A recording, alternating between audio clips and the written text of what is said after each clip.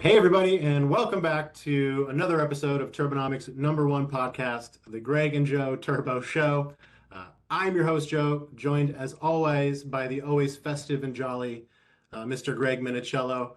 Hello, Greg. How's it I guess going? I should, I guess I should say ho ho ho. I mean, what? Well, I mean, it's appropriate. It's the sweaters, you know. Yeah, yeah. Um, Today we're super lucky. We actually have two fantastic guests to join us for this end of year holiday extravaganza. First being Tushar Bajaj, who is kind of a big deal for Turbo, to be honest. He's our worldwide sales director. Um, and we're also joined today by Chris Graham, longtime Turbo, marketing extraordinaire. If you need something marketed, I dare say he's the guy to do it. But thanks, guys, for joining. Really appreciate it. Before we kind of get into it, maybe you guys can introduce yourselves for those who maybe aren't as familiar with you guys. So maybe Tushar, we'll start with you. Uh, Joe, Greg, thank you for having me. I was looking at your sweaters. I was thinking, you guys must be living on the East Coast because you have snow and you've got a bear and look like a snowman in a bear. But hey, we celebrate in the middle of the country snow and 65-degree weather. So it's great to be here. And my name is Tushar, and I am the worldwide sales director for Turbonomic and Instana at IBM. Pleasure to be here. Great. Awesome. Thanks for coming. Over And to you, Joe, Chris. yeah, Joe, Greg, thank you both for having me. Even though I live in New England, I actually don't have an ugly sweater, but I did buy this ugly tartan shirt that was really only going to be reserved for family, but close enough. Broke it out for us, but we're not family, right? This is close as Turbo family yet.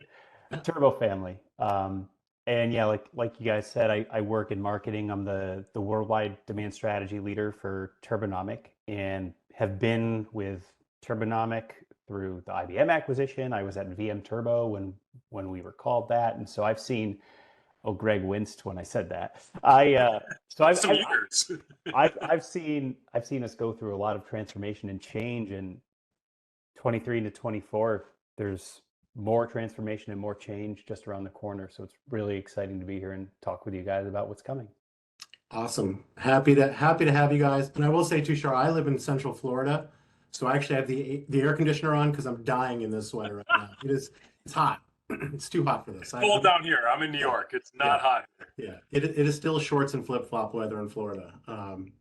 But no, guys, again, thank you for joining. And I thought, being this is the end of the year and kind of like you mentioned, Chris, there's been a lot of change this year and over the past few years, and there will continue to be some more great changes and developments. But I thought it was fitting to maybe, start with taking a look back at this past year from your guys' perspective.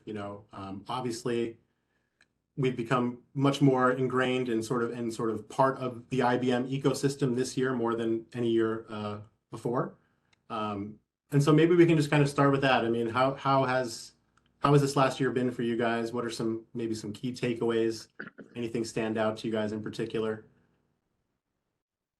So I'll go first from a sales perspective, right? I look at our business globally and how we are making incremental improvements or how we are seeing growth and what part of the geos that are doing better than some of the others and what is resonating with the clients, right? So when I look at Turbonomic, I have to say I've been to a number of acquisitions at IBM over 15 years of my career at IBM. And this has been one of the most exciting acquisitions that IBM made over the last 3 years, when IBM has invested $7 billion in management and platform acquisitions, which fall into the automation brand, starting with Instana, 6 months later with Turbonomic, and now most recently with Apptio. And this is really the vision of IBM to provide a full stack observability, whether it was at the application level, then at the infrastructure level, and now across an entire data center or the cloud that the clients might manage. So when I look back at 2023 and I see that, hey, we had a little bit of a slow start, right? We were coming off from a great delivery of 18 months since the acquisition, where Turbonomic had been in a very steep incline in terms of growth, and then the expectations were continuing to grow. So expectations are set very high. So we started out a little bit slow, but then over the course of the year, up until the end of third quarter, we delivered triple-digit growth in the third quarter, which is phenomenal, right? Given where we have been in the past, and we continue to, sign up some big logos like Discover Financials, HSBC, yes, in the financial industry, but not only there, in healthcare services, HCSC earlier in the year, one of the larger SaaS transactions. So we've seen, a lot of companies and partners across various industries come on board and adapt to Turbonomic, and really delivering that value from a FinOps standpoint, which led IBM to really look at this space seriously over the last 1 year or 2 years or more, in which IBM moved to acquire Apptio most recently. So we can not only focus on optimization, which is the ops piece of FinOps, but also the fin piece of FinOps, where we have full stack cost observability across the platforms for customers. So great start to the year, moving into 2024, as we see the expectations continue to, reevaluate it in terms of the growth that we want to see next year, based on our performance so far this year. So, Chris? I think really well said, Tushar. I would say to echo some of those sentiments, and then just to layer on top, what's been really nice in 2023 is, yes, Apptio being added to the mix, and we're putting together kind of a really nice combined offering, particularly with the Cloudability product. But I think seeing Turbonomic meld inside of the IT automation, the AI ops portfolio within IBM has been really great. Instana in the mix, Turbo in the mix, AI ops insights, and now the Apptio suite of products. What's been really cool for me, so again, I'm on the marketing side, and really more so the digital marketing side. What's been really cool for me is seeing this product and this company evolve over the last decade or so. And as a startup, and then even inside of a larger organization like IBM, you really live and die by your ability to meet the customer where their needs actually are. And over the last decade, the stakes and the expectations have gotten so high from customers, because as much as we think about ourselves existing in a business-to-business context, at the end of the day, we're all people, and we all have a business-to-consumer component of how we interact with the world as well, right? And when you think about how some of the business-to-consumer experiences, the most obvious and certainly the most overused one would be Amazon, right? Like hyper personalization, hyper ease of use, an arm's length away from whatever it is that I need to accomplish, right? That's really kind of become the standard, and those fundamental tenets have implications for us working in B2B enterprise software. I can't take credit really for any of it, but I've been very privy, and I work very closely with the product management team and the product design team, who in the middle of the year, they launched a brand new trial, which has a completely unique look and feel to how a user would actually get onboarded using Turbonomic. And what I love about what we've done, again, the stakes are higher than ever. We've always been listening to customers, but we're really putting ourselves into the customer's shoes and designing the product with an immense amount of empathy, so that whether you know everything about Turbonomic and you've taken all the certifications and the education, or it's your first 5 minutes encountering us, we're making it so much easier for prospects to become customers, and for customers to quickly extract value, because Turbonomic's always been about extracting value. And the faster that we can get customers there, the faster we can meet their needs, their expectations. And again, I view this as like a calibration of kind of how close are we to that B2C experience that we all come to expect as people in 2023, 2024. You know what's interesting to me, and I don't know if this is a unique experience within IBM, or just that the focus, I think, has been product-led growth for the product management and software development teams. But the coupling of product managers with customers, and for me, as you know, being in professional services, being able to facilitate that relationship, I have had an excellent experience this year, especially with the product managers, with the customers, talking through what their challenges are, talking through what it is they like about the product, where they think the product could improve, and frankly, where they hate about the product, right? And that kind of feedback, that last one, right, especially, I think that our product managers are really paying attention to, and they're really trying to make strides to fix those things. Not even necessarily fix them, but tweak them and put them into a way where the customer doesn't hate them, where they look at that feature or that screen or that button, and they say, you know what, my feedback went into that. I helped to shape this product. It gives them sort of a sense of family within our, as a customer of IBM. So I don't know, like what I guess either of you, and maybe especially you, Tushar, you've been around a little longer. Do you think that that's something that is pretty typical in IBM, or is that just something this year because of the product-led growth initiative? Of course, there have been some positive changes in the way we approach product enhancements and improvements because of product-led growth initiatives. And by the way, this has been in place for now almost 18 months, right? This is not just starting in 2023. Yep. It started back in 2022. And we've definitely seen improvements on how we SaaSify our products, go more of a digital route, and how this will resonate with customers who want a low touch, way of procuring products. So definitely has been a positive change. But I would also say that as IBM, we have to be honest.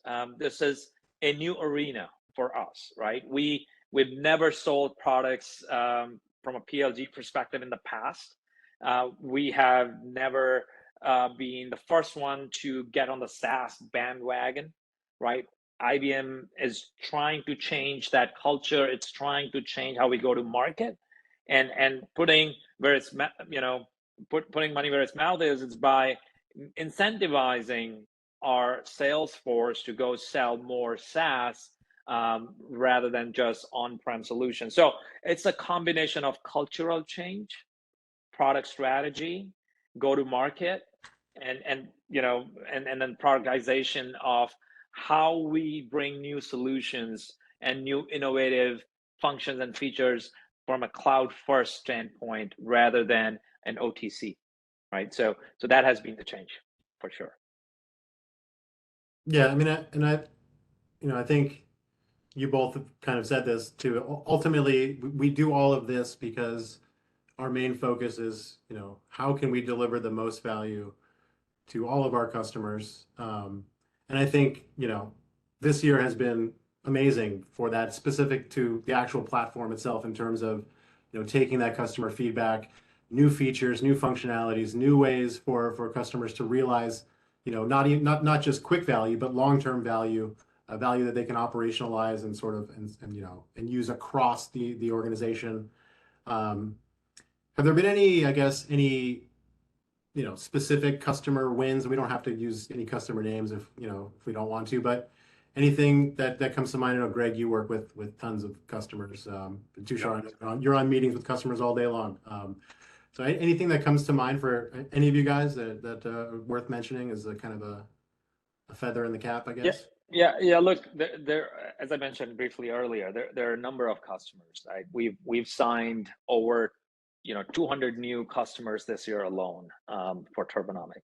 The ones that stand, every customer, it doesn't have to be a big win, the small wins. We've signed an MSP as a customer. It's the first one, right? We've signed a large financial institution out of EMEA. Many wins in healthcare, in public sector, right? Discover Financial, I mentioned, who's doing one of the most extreme use cases with Kubernetes and the cloud native, that's pushing the boundaries for Turbonomic, and it's phenomenal, right? And which helps our product teams to improve the product further, right? To be able to scale to the requirements that the customers have. To your point earlier, Joe, right? And Greg, that our focus is how do we make it easier for clients to consume and adapt Turbonomic, and that's been the focus. So we have so many different examples of new wins, existing customers growing their footprint, and realizing that, hey, there are plethora of tools in the marketplace, whether they're cloud native or provided by third parties, that promise to help them improve their efficiencies in their environment and removing waste, but none of those tools actually automate any of those actions and recommendations to improve the performance of applications as well as remove the waste from the environment. So cost becomes a byproduct, not the primary driver, right? Unless somebody's really focused on FinOps. So there are a lot of successes to be celebrated at the end of 2023, and I'm sure we'll hear more as we close out December and go into January as to what are some of the more notable wins coming out of fourth quarter of IBM. I think all I'd add, and again, we're probably not at liberty to cite most of the actual names, right? We'll redact it, I promise. Yeah.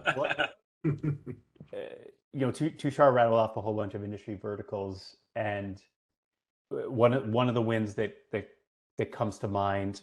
The reason it comes to mind is because I can actually see the building of the company from where I work in the office. It's a Boston-based like biotech company. One of the things that I really love about Turbonomic, and that's really interesting about how the product can deliver value, is yes, we might be concentrated in some industries, but that's probably more a function of those have been the industries that we've pursued. But it really is capable of delivering value quite horizontally to any type of an organization that just has a sizable IT footprint, whether it's a data center or cloud. And the other thing, and I don't remember if this was actually this year, early this year, or maybe late last year, but IBM will say that it likes to drink its own champagne, which is to say the solutions that we sell and recommend to clients, they get used internally at IBM. And so IBM's got an internal development / production cloud that delivers a lot of the end user applications that we as IBM employees would use day to day. And that cloud, it's actually built on OpenShift, but it has Turbonomic automating the optimization, the performance assurance in the background. And in discussing with the CIO's office that kind of oversees the maintenance, the management, and the go-forward strategy for that cloud, they quantified that Turbo was automating something to the tune of like 40,000 optimization actions. Automation. We're putting that on the website. Optimization actions. 40 to 50,000, somewhere in this ballpark, actions per month, right? Yeah. That otherwise would have been individual actions that someone would have had to go in, identify, here's what I've got to do, and then actually take the action. So I would posit more than someone's.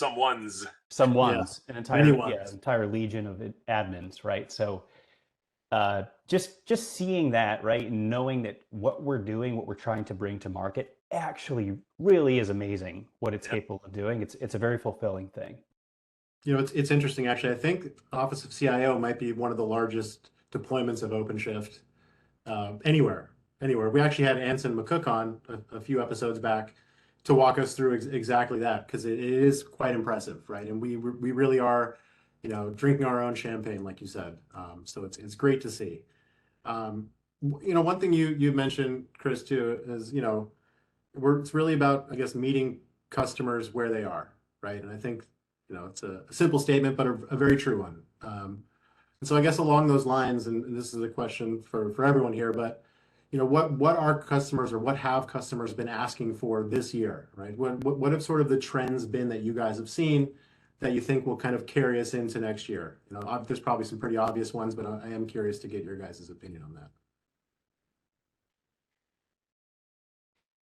So one thing, and this probably is not unique to 2023, but it's probably certainly unique to the last 2 to 3 years, is seeing more and more customers, clients that are cloud first. So anything that they're provisioning net new is going to be in the cloud. And for us as Turbo, for as long as the product and the company have existed, we've always been pushing this kind of idyllic vision of you've got this Turbonomic software in the background that is just automating everything. And convincing customers that automation is a good thing and convincing customers to automate at scale over the last 10 years has actually been a pretty uphill battle. And there's a lot of reasons for that. Yeah. In the conversations I've had, I'm seeing a greater and greater appetite where there's actually just more organic pull for automation now. And it's almost like the industry and the world have just reached a tipping point where basic kind of visualization and monitoring of whatever it might happen to be, whether it is infrastructure metrics or whether it's cost metrics, we're at a scale now where there's actually appetite to automate the remediating or the ongoing resource optimization. So again, probably not exactly a 2023 thing, but definitely more prevalent in the conversations I've had this year than in years past. What about you, Tushar? I know you're a guy that's on calls with prospects and customers all the time, all day, every day. Have there been any sort of themes that have been reoccurring that you think are going to be sort of an even bigger focus moving into next year? Yeah, look, over the last, I would say 18 months, 2 years, a lot of focus has been on FinOps. We have seen more and more of adoption to technologies that help customers realize the cost visibility and optimization. And I think for next year in 2024, 25, 6, next 3 to 5 years, I think 5 years is probably a stretch, but at least for next 3 years, we're going to continue to see this adoption and growth in the FinOps market, with FinOps being a primary driver as customers are moving more and more workloads to the cloud, and it becomes a real issue for finance, for IT to manage costs, because they go into an OpEx model from a CapEx model, and nobody wants to see OpEx continue to grow, right, and without delivering enough value to the business, which is proportionate enough to justify the spend. And as we see most customers now, very comfortable with the cloud first strategy, they are going to continue to, see this as a repetitive need to get costs under control, at the same time delivering value back to the business, which justifies the spend and the asks and the budgets that they have. So that's been a constant theme. The second one I'm seeing more is around sustainability, and that's primarily in EMEA market. And the markets there are very much focused because of ongoing geopolitical, events that are happening and that are resulting into making, regulations around consumption of energy, like in Germany. I was there a couple months ago or 6 weeks ago, and one of the clients who I met with was hyper focused on energy consumption in the data center, because the regulation in Germany is driving and mandating X percentage of cut in energy consumptions. Otherwise, the companies have to pay some penalties, right? So there is an increased focus in EMEA markets around energy and sustainability and green initiatives. I was at the TBM conference here in Austin at the end of October, and one of IBM's large customers, also have Apptio's very, very large customers out of UK, actually presented to the CIOs of many companies, talking about their initiatives on focus on green IT and sustainability, and what progress they have made over the last 2 to 3 years, and how Apptio has been front and center with them to help them achieve those goals that they had laid out going into 2030, goals that they have set out and promised to the street. So those are some of the repetitive themes that I have seen across spectrum of customers, across regardless of the industry they're in, where the focus has been really around efficiency and observability from an enterprise standpoint. I got a question for you, Tushar. It occurs to me that potentially, and you can set me straight on the record here, but sustainability doesn't necessarily feel like to me it's something that happens that you can measure quarter over quarter, right? That's more of a long pole thing, right? Is that the right impression that I have, that like you probably measure that more on a yearly, 2-year, maybe even 3-year basis? You know, before I heard this CXO at from this company in UK speak at the TBM conference, I would have had the same impression as you, Greg, that yes, it's not easy to measure. We measure it over a long period of time as to how we are, how much carbon emissions we have been able to reduce, et cetera, et cetera.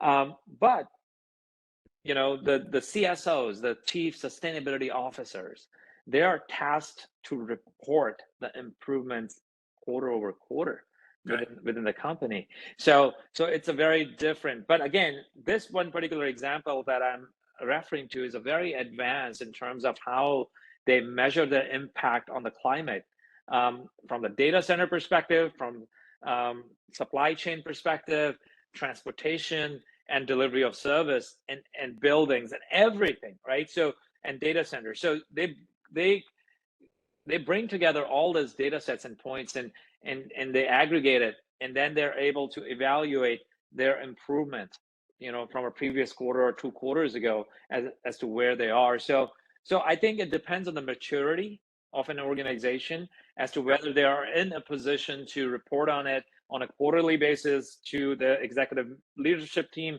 or they measure it in 6 months or 9 months or a 12-month period. That's good. I appreciate that insight. It gives me a better feel for at least my perception wasn't too far off, but the actual reality of the situation. So I appreciate that. One of the things you were saying earlier, you were talking about like predictability of operational costs, and that's something that's terribly difficult to do.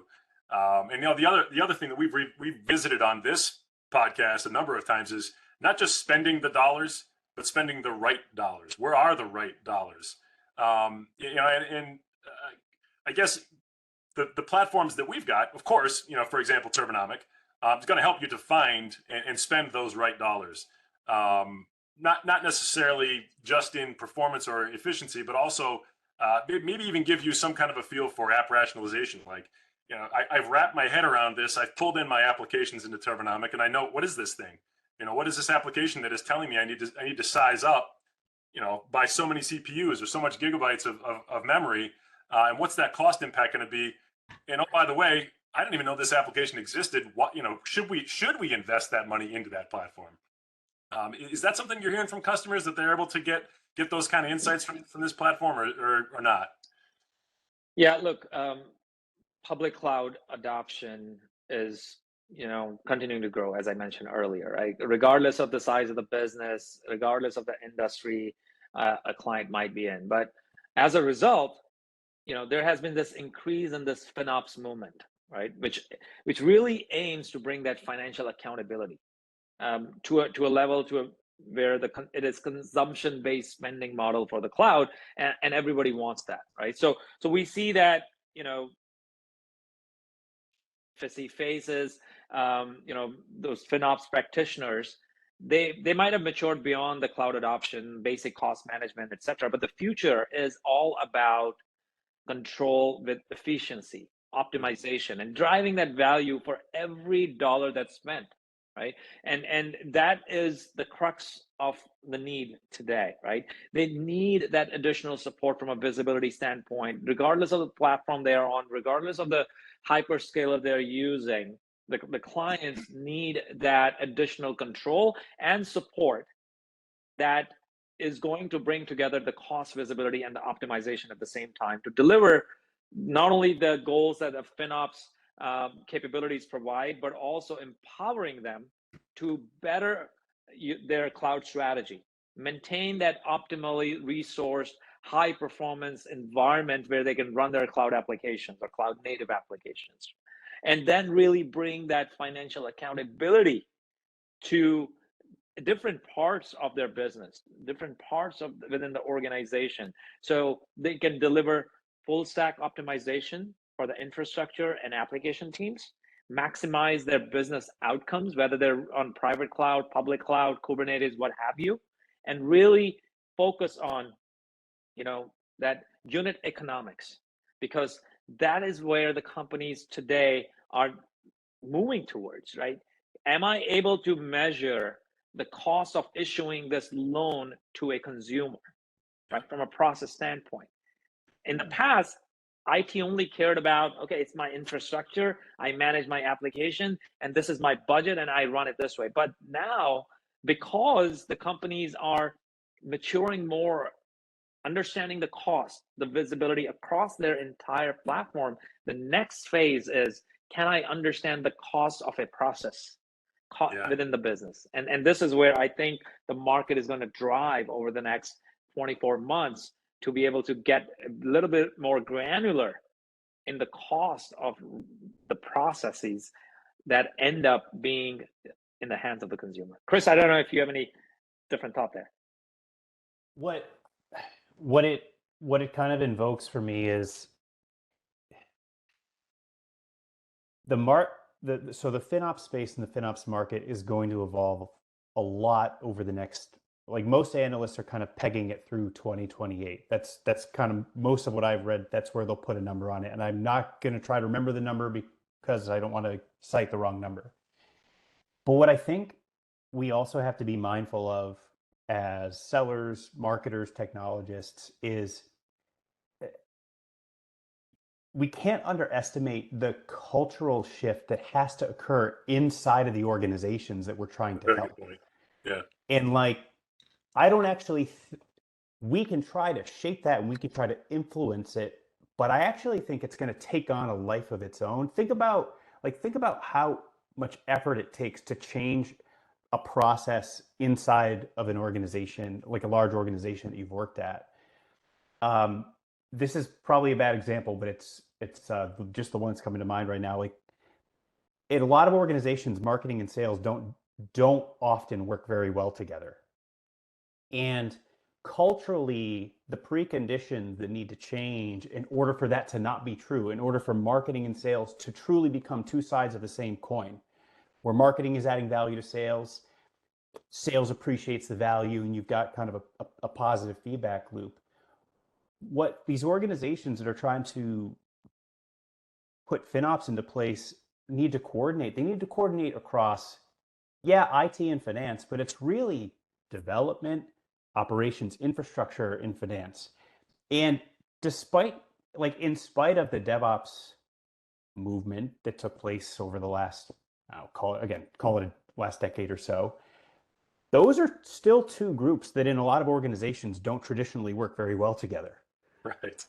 Right. Yes. And so Yes. You've got that whole DevOps component coming to maturity, and now we're adding increased financial rigor on top of that. And then the four of us are sitting here as IBM, Turbonomic, Instana, Apptio, and we're basically, comes back to empathy. Like, we've got to be really good listeners around as that kind of amorphous FinOps thing evolves.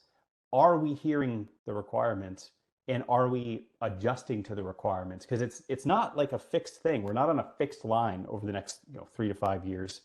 I really do think you're going to see a lot of nuance and a lot of new requirements materialize that we just have to be really attuned to. Yeah, that's super interesting, and it's actually I share that view, and I say it on in meetings quite often. As a sales engineer, I get to talk with prospects, demo the platform, highlight the finer points, but I always mention that the real power of something like Turbo and of Apptio. Yes, the technology is amazing, and yes, we can do things that you can't get outside of that. But the real power is we help to solve the people issue, right? The problem with those disparate teams, right? We can kind of break down those silos. We don't need gatekeepers that can only see the information, and then you have to get it from them. I mean, this is a platform, both Apptio and Turbo, that bring everyone together, because ultimately the only way forward, right, is if we're all on the same page. because otherwise we're going to spend more time going back and forth than getting anything done. And Page 12, right, Joe? yeah, exactly. Good, perfect. And with Apptio in particular, I know we've all been kind of getting ramped up on Apptio, is this concept of the TBM, right? And I know, Tushar, you said you were at the conference there, but that seems to be a big focus. Is let's get the organizational structure of this idea of FinOps. Let's get that done first before we venture into the actual nuts and bolts and day-to-day of it. Let's get the people on board, right? And that's drawing people from across the organization to all sit at the same table and work from a single goal. And I think it's amazing to see. For sure it is, yeah. Yeah. So, I mean, again, it sounds like, Turbo and Apptio are going to be sort of the leading products, at least in the automation space and in the FinOps space for sure, for IBM. And I guess I wonder from your guys' perspective, I know it's still early days, but how do you see this relationship evolving? Obviously, I assume the integration is going to get tighter and tighter, but curious to get your guys' thoughts on that. Yeah, look, I look at Apptio and Turbo as two sides of the same coin. One without the other doesn't exist going forward, right? I mean, even in the past, we've always, uniquely solved two different problems, and bringing the two together makes a harmonic sense for customers. We have many customers that own both products. They're super excited because they're going to now get to see a closer and closer integration between the products and the data sets that can be seen from one product into another. So, as I see into 2024, I think we'll continue to improve on our integrations. That's a given, right? But at the same time, I think we'll also see enhancements in the way we bring the products to the market in terms of making it easy for customers to understand the licensing and how to consume it, and come up with models of consumption that are easier for anybody who's consuming cloud. So without speaking a whole lot about the future looking statements around what it's going to look like, I think from a product standpoint, we're going to see Cloudability and Turbo a lot more closer. But not only that, I see Turbonomic coming closer into Apptio One or on-prem, right? Because companies that have to make the right technology decisions for tomorrow's success, and organizations are often challenged with ensuring that they cut costs in the right places. So managing that technology spend requires a lot of data-driven decisions to mitigate the impact of the changing market conditions. So when we look at technology financial management, right, or from an Apptio One standpoint, there are so many opportunities there for Turbonomic to unlock, because what if I can show impact of Turbonomic's optimization decision making in an on-prem environment that the customers don't today use, and Apptio One only shows the overall cost but doesn't show the impact of the decision making that Turbonomic can bring to bear, right? So that's just one example, right? And having Apptio One unify the financial as well as the operational data into an industry standard taxonomy, which from a cost perspective and the hierarchies that exist in an organization, and Turbonomic coming in and then realizing and operationalizing that value, it becomes a very, very strong, compelling value proposition for any customer. So that's where I see both Turbonomic, Apptio One, and Cloudability, providing a combined value for clients as we move into 2024. I'm really glad to hear you say on-prem. I think that's probably the stickier wicket in my mind. Maybe I'm wrong about this, and you could tell me that. I've been wrong before, by the way. But I think most customers, when I talk to, and most of the customers I've worked with have been on-prem customers, they either don't have some kind of shellback, shameback, chargeback model for on-prem, or they do have it and they don't clearly understand the impacts that Turbonomic's having.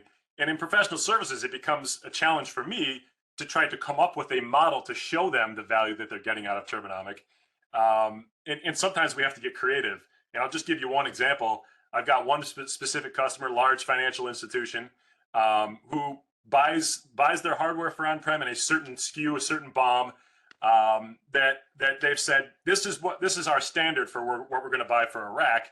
And what we had to figure out was if Turbonomic can suspend hosts, or if Turbonomic can right size and give them back capacity for allocation of more VMs, more workloads on that hardware, how do we represent that savings from reducing the allocation of the current hardware, and even further, which is somewhere where we're trying to get to and become more mature, the racks that are in the wings off the floor, and have that customer keep them from being charged for those racks too soon, because once you put it on the floor and power it up, now the vendor's going to start charging you. And most of the time, in the example that we had there, we had to get a little creative. The way that we did it was memory. The amount of memory that we've saved was probably the thing that they were more constrained on in this particular account. And CPU is way stickier because you can way overcommit on CPU. It's shared cycles between virtual machines. How do you really measure that when it comes down to it? So we had to come up with that model just solely based on memory. And to me, like that gave us a good indicator, at least a good, wet thumb in the wind to say, here's what Turbo has brought you for value for this year, for this month, for this quarter. But it even still feels like an estimate to me. I put that thumb up in the wind. And I'm really looking forward to potentially seeing where we don't put a thumb in the wind anymore. We give the customer a report at the end of the quarter and go, look what Turbo did for you, period. That they can slice and dice as well, however they want, and whatever makes sense for the specific business units across the organization, right? Yeah, it's exciting stuff. Look, you bring up a good point there, because I've heard this before, right? Is Turbo only focused on cloud now, and we're forgetting about the on-prem? And actually, it couldn't be further from reality, because I agree with you. yes, we talk about a cloud a lot, right? But and we should be talking more about what we are doing for our on-prem environments and the consumers and the customers that have still data center footprints, which is significant enough. And we have done a lot to enhance Turbonomic for on-prem systems over the last 12 months, just in 2023. And I think we could be doing better to going back to our clients and sharing with them the opportunity, in addition to what they have done in the past with Turbonomic for just on-prem systems. But to your point, we have a significant opportunity to improve the on-prem spend. Garbage in, garbage out. If I already have a pre-canned template of what I need to buy every time I buy something, I've already spent the money, which is a sunk cost, and I'm never going to be able to recover it. Rather than that, let's talk about examples where we help customers defer their data center refresh, because those are the real examples of tens and tens of millions of dollars of savings that is right out of the bat if we were to right size an environment before a customer moved into making large purchases of hardware, right? And this is where Turbonomic really shines, because yes, that is 20% of what we do, but it is significant enough for any customer from a CapEx spend perspective to lower that and increase density of the existing hardware that exists in their environment. And that solves for sustainability as well, right? Because I think this idea of optimization for costs and optimizing for sustainability, again, two sides of the same coin here, right? When we're at least in the data center, how do we mitigate our footprint? We shut things off when we don't need them, or we make best use of the things we do have so we don't have to buy more of them, right? So yeah, it's all these things come together. Sorry, Greg, I didn't mean to cut you off there. No, that's okay. You and I, we fight for airtime. It's fine. What I was going to say is I was a customer of Turbonomic before I came to Turbonomic. And in my last job, it was my responsibility to oversee and plan the technology refreshes that we had in our environment. And Turbonomic, that was a slam dunk for us. When we brought in Turbo, we did a POV. We looked at a very specific part of our environment that we had a technology refresh coming up very, very soon, very quickly. We ran plans. We did the capacity planning. We showed where we could densify and further reduce. We ended up planning our entire purchase based on what Turbo said, verbatim. Just put our trust in it. Reduced, by almost half the amount of hosts that we had in the environment, and Turbonomic kept it running safely. And that savings that we got of that cost avoidance that we got by not having to buy those servers paid for the product. And it all it cost was one Gregg, and now we took you from them, so we appreciate it. Yep. Fair deal. Everyone's happy. Everyone wins in that deal. Yeah. So this is perfect. Awesome, guys. I mean, I guess, one more thing, because I know you guys are busy, and it is the holidays, so I don't want to keep everyone for too long. But, obviously FinOps is one of the big buzzword. There's another one that's floating around, and I'm just, again, kind of curious to get your guys' take on this. And if we don't have an answer, that's okay too. But there seems to be a big push for this concept of sort of AI first. And obviously, IBM has a fantastic product, Watson X. How do you guys see, or are there, do you guys envision a way in which AI becomes more a part of these platforms, or gets integrated into more things? And, what does that look like for you guys, or is it kind of still too early to tell? Look, I don't think it's an option to say no. Right, I agree with you. Right? It's a trick question, by the way. Yeah, you have to say that. Every single customer has been delving into exploring the impact of generative AI in existing processes and things, and IBM is no different, right? IBM had the advantage to be one of the first in this space. Going back to, I remember back in the day in late 2000s when Watson came out, right? So Watson has been around for a long time, and before that, IBM had Deep Blue, right? So AI and now generative AI is not an alien concept, and I think that we're going to continue to see a lot of exploration and experimentation in this space for foreseeable short-term future, and then I think very quickly we're going to see adoption into many mainstream things that we as consumers also consume. We're already seeing an impact of that. Right, ChatGPT just made AI more popular from a consumer standpoint, but it wasn't that AI didn't exist before ChatGPT. But the key point is the governance, right? We have AI, and we have positive impacts of AI to the communities, to the customers, to the business, to the applications, through the stack. But the real key is the governance, and this is where IBM really differentiates and shines, because IBM has a business-focused governance AI model, which not many companies can raise their hand and say they are open, they're transparent, and and they make everything available to the customers. And this is where I think any adoption of AI, and we're going to see that across IBM portfolio and others outside non-IBM products as well in the industry, because this is where an industry is moving, and this is the need of the hour. But we're going to see a lot more focus on governance. Look what EMEA did just a week or two ago, less than 10 days ago. They passed laws, regulations around the governance of AI. And we're going to hopefully see that here in the United States as well, because I think without governance, we don't want to be in a situation where we're not able to control the impact of AI.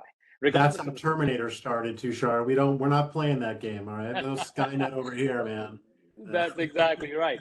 So to answer your question, yes, we're going to continue to see a lot more adoption of Watson.X kind of technologies across the industries into solutions that we consume as either consumers or B2B applications as well. So that is absolutely, I think, the future direction for any company that wants to grow and they want to automate and you leverage AI responsibly to provide solutions to end customers.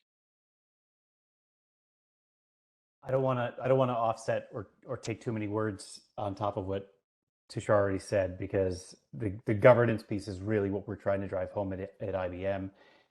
But the tool or the product that I've been looking at closely is the Watson X Code Assistant. And you think about how AI is really just supposed to augment kind of human creativity and human ability to put us on kind of higher order tasks. And you think about Code Assistant, and if we make it more accessible and easier to rapidly develop code at scale, think then about, well, what is the implication for the frequency of application updates and new code pushes, right? And then kind of bringing it back home and paying it off. Think about what that does to the dynamic nature of a cloud environment or of an on-prem data center. And you can tie that into, okay, controlling the cost, controlling the performance, controlling the efficiency. It's AI will actually in many ways make that challenge a little bit more complicated.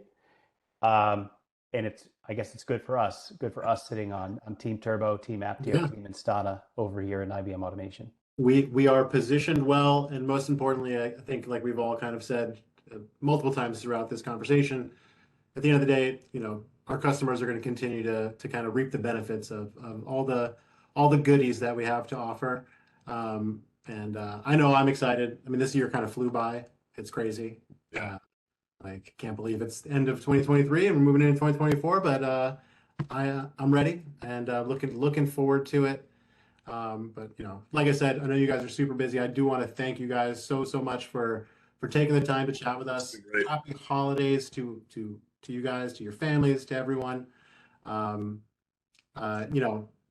note for those folks listening, we'll be back in the new year. Of course, you can't get rid of us that easy.